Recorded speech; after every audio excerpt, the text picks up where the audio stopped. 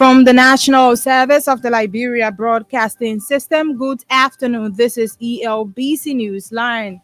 30 minutes of the most recent news from across Liberia and other parts of our world. Today is Monday, September 4, 2023. My name is Zokwe Beslekonen, your presenter. In the headlines, Coalition for Democratic Change intensifies mobilization ahead of major campaign launch on Thursday, September 7. Ministry of Public Works expresses frustration over non-performing Liberian contractors. Deputy Finance Minister Samora Wolokoli outlines crucial economic interventions that are impacting the people.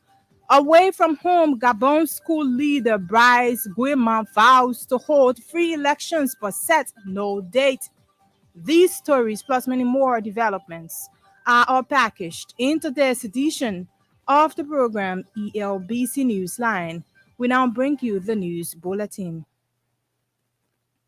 The ruling Coalition for Democratic Change says it has begun mobilizing massive turnout for its official campaign launch on Thursday, September 7 in Monrovia. CDC campaign spokesperson, Councillor Kanyo Baigbala, said the program will bring together thousands of partisans, supporters, and well-wishers of the party. Councillor Gbala made the disclosure Monday via mobile phone on the Super Money Show. This is something that Monrovia has never seen, Monserrato has never seen before.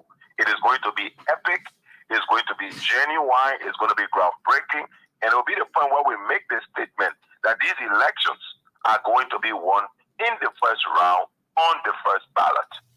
The CDC campaign spokesperson also reassured that President George Weah remains the best choice for the country's presidency.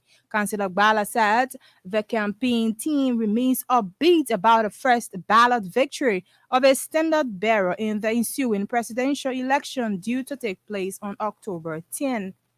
At the same time, CDC Vice Chair for Operations, Arvin Wise, says no amount of cheap propaganda from the opposition community will serve as hindrance to the party's quest for one-round victory for President Weah.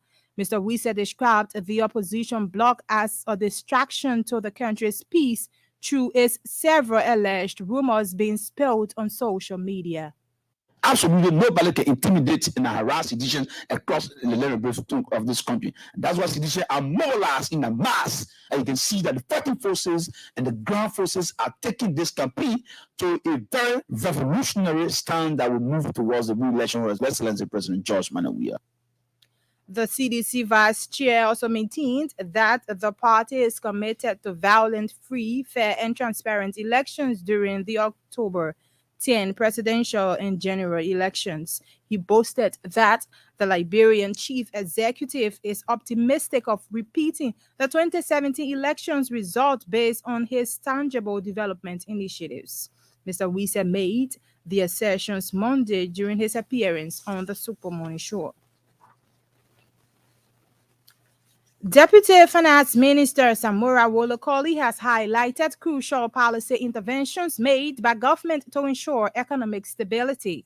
Minister Wolokoli said there has been an appreciable level of stability in the exchange rate, as well as the reduction in inflation from 30% to a single digit of 7%.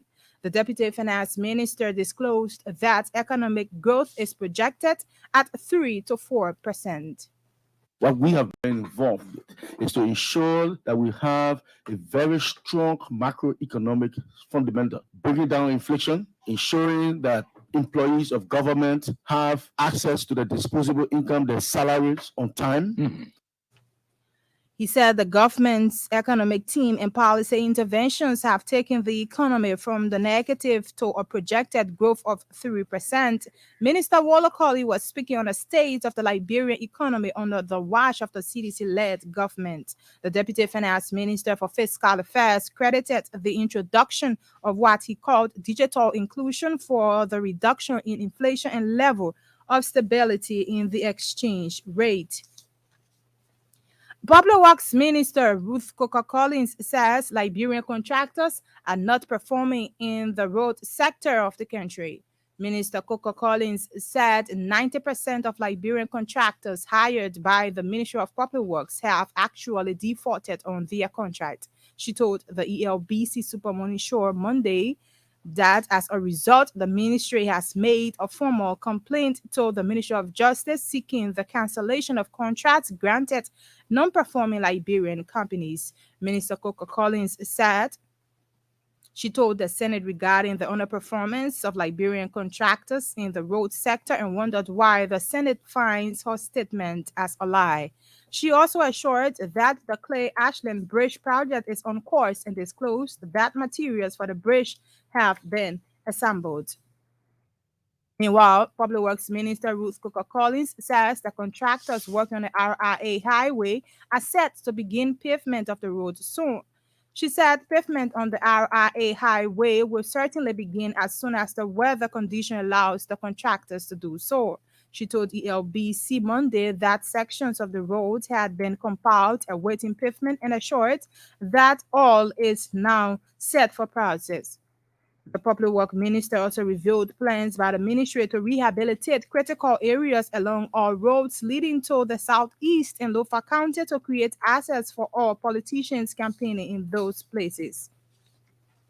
And the a group under the banner National Civil Society Union of Liberia has welcomed the signing of the new B Mountain Mineral Development Agreement into law.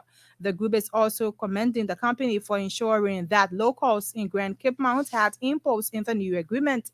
A statement signed by the union's president, Amos Kane, expressed joy that persistent efforts from government and stakeholders have ensured an extension of the company's concession for another 25 years. The group commended BA Mountain for increasing its contribution to the Country Development Fund to $1 million United States dollars. We now bring you our first development. CDC campaign team led by President George Weah is continuing its campaign trails, winning additional support in Margibi and Grand Bassa counties. On all the campaign trails, President Weah and entourage, while rallying citizen support, also dedicated several development projects undertaken by government.